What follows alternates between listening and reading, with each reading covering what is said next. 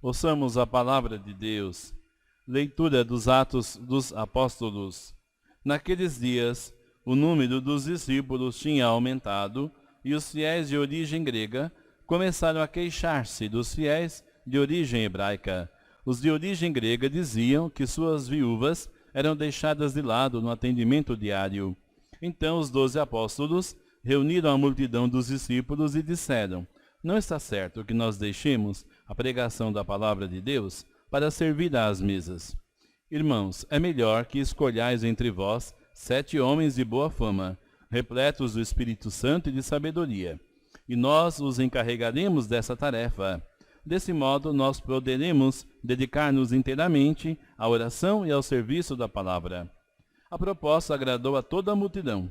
Então escolheram Estevão, homem cheio de fé e do Espírito Santo, e também Filipe, Prócoro, Nicanor, Timon, Pármenas e Nicolau de Antioquia, um pagão que seguia a religião dos judeus. Eles foram apresentados aos apóstolos, que oraram e impuseram as mãos sobre eles. Entretanto, a palavra do Senhor se espalhava, o número dos discípulos crescia muito em Jerusalém, e grande multidão de sacerdotes judeus aceitava a fé. Palavra do Senhor. Graças a Deus.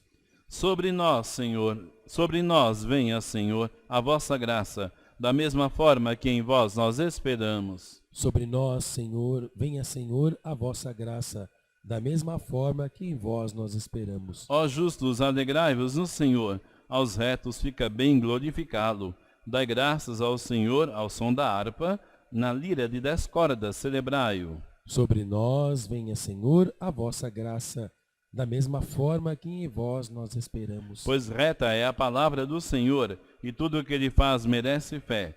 Deus ama o direito e a justiça, transborda em toda a terra a sua graça. Sobre nós venha, Senhor, a vossa graça, da mesma forma que em vós nós esperamos. O Senhor pousa o olhar sobre os que o temem, e que confiam esperando em seu amor, para da morte libertar as suas vidas, e alimentá-los quando é tempo de penúria. Sobre nós venha, Senhor, a vossa graça, da mesma forma que em vós nós esperamos. Aleluia, aleluia, aleluia.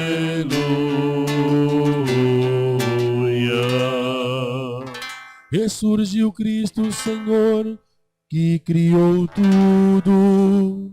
Ele teve compaixão da humanidade. Aleluia, aleluia, aleluia.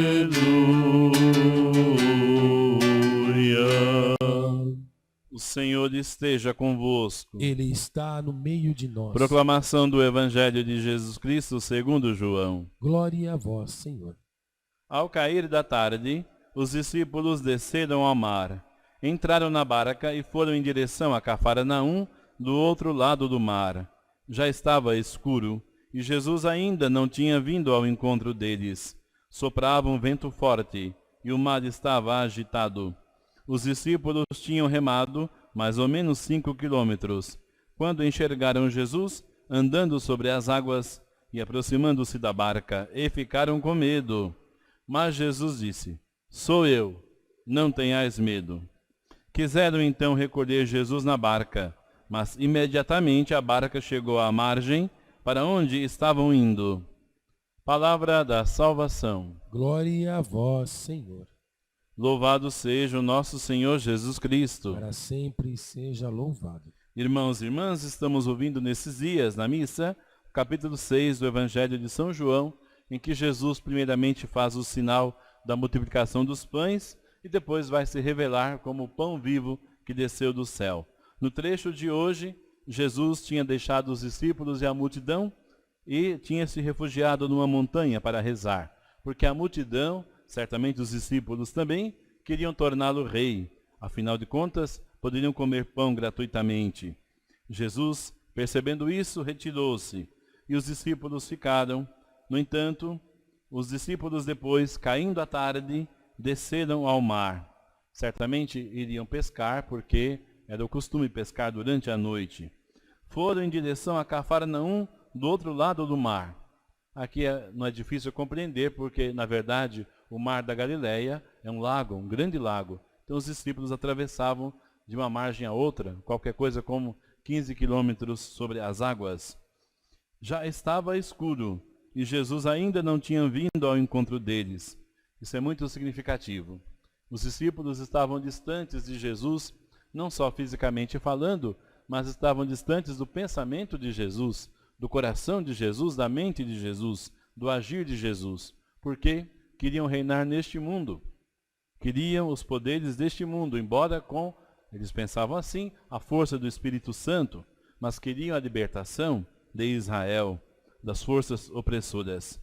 Não entendiam o tipo de reino que Jesus tinha vindo a anunciar. Não entendiam ainda nem mesmo quem era Jesus exatamente. Muitas contrariedades, porém, vêm sobre a barca dos discípulos, porque estavam sem Jesus. Soprava um vento forte e o mar estava agitado. Então, quantas coisas contrárias. A tarde chegando, a escuridão, o vento, as ondas, tudo contrário, e eles sem Jesus. Os discípulos remaram mais ou menos 5 quilômetros sobre as águas do mar da Galileia. Então enxergaram Jesus andando sobre as águas e aproximando-se da barca. Ficaram com medo. Talvez pensaram que fosse um fantasma. Então Jesus disse: "Sou eu, não tenhais medo." Na antiga aliança, quando Deus se manifestava ao seu povo, dizia: "Sou eu." Quando assim aconteceu, quando ele se manifestou a Moisés, seu servo, no capítulo 3 do livro do Êxodo. Moisés perguntou: "Quem és tu?" "Quem és tu?" E o Senhor respondeu: "Sou eu." É assim que você deve dizer aos filhos de Israel: "Eu sou aquele que sou, enviou-me a vós." E agora é Jesus que se apresenta como aquele que é: "Sou eu, não tenhais medo." Moisés teve medo diante de Deus, cobriu o rosto. Os discípulos também tiveram medo, não estavam sabendo o que acontecia. Mas Jesus diz: "Não tenhais medo." Como diz hoje também para nós isto: embora caia a tarde, embora esteja escuro, embora venham os ventos fortes, embora o mar está agitado, Ele não nos abandona. Ele vem ao nosso encontro. "Sou eu, não tenhais medo." E é Ele que guia depois a barca, tanto que os discípulos queriam recolhê-lo, mas imediatamente a barca chegou ao seu destino, à outra margem, porque Jesus a guiava. A barca é a igreja.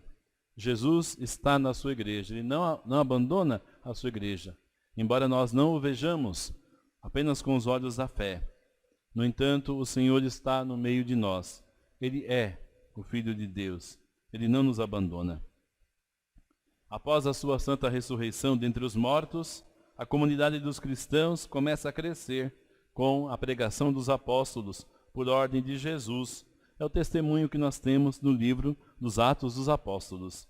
O número dos discípulos tinha aumentado. E houve então um conflito grande na comunidade. Os fiéis de origem hebraica, quer dizer, aqueles que em geral moravam na terra de Israel e falavam a língua hebraica, começavam a queixar-se, ou melhor, os fiéis de língua grega, começavam a queixar-se dos fiéis de origem hebraica. Os fiéis de origem grega eram aqueles que vinham ou das religiões gregas, pagãs, ou eram fiéis também hebreus que moravam na diáspora e nem mais falavam hebraico, talvez. Houve um conflito. Por quê? Esses de origem grega diziam que suas viúvas eram descuidadas no atendimento diário. Havia muitas viúvas devido às guerras, às doenças e mortes, sobretudo dos homens. Então havia muitas viúvas e órfãos.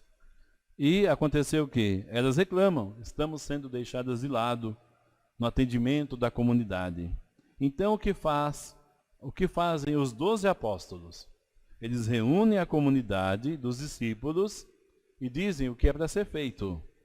Não está certo que nós deixemos a pregação da palavra de Deus para servir às mesas.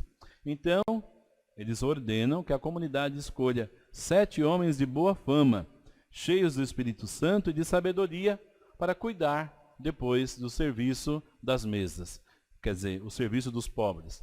Claro que não será somente um serviço social, como nós veremos depois, o grande diácono Filipe, grande diácono Estevão, sobretudo, vão anunciar a palavra de Deus e também servir às mesas.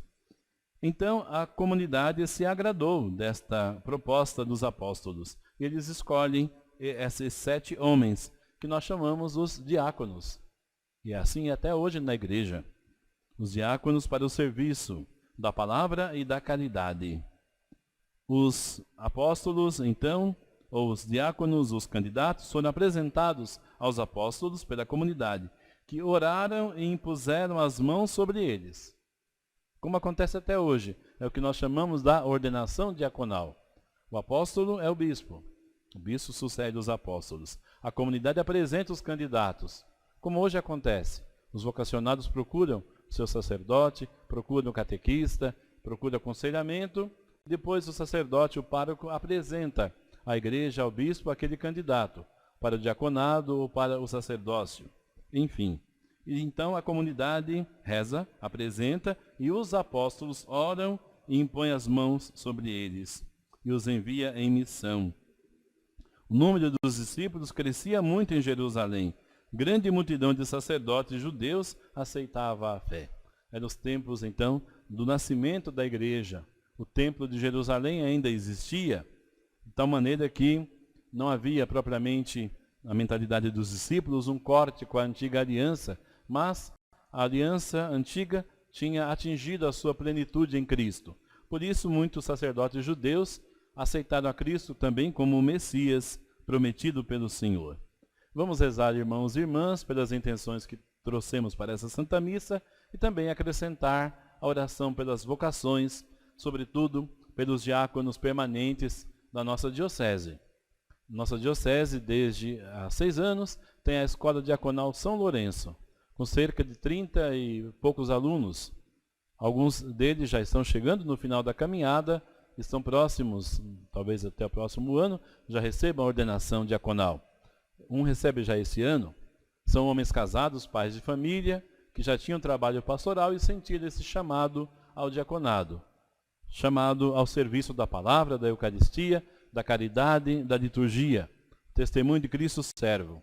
Então veja que a nossa igreja não está inventando nada. Nós estamos continuando aquilo que recebemos como herança dos apóstolos. A isso se chama a tradição. Louvado seja o nosso Senhor Jesus Cristo. Para sempre seja louvado.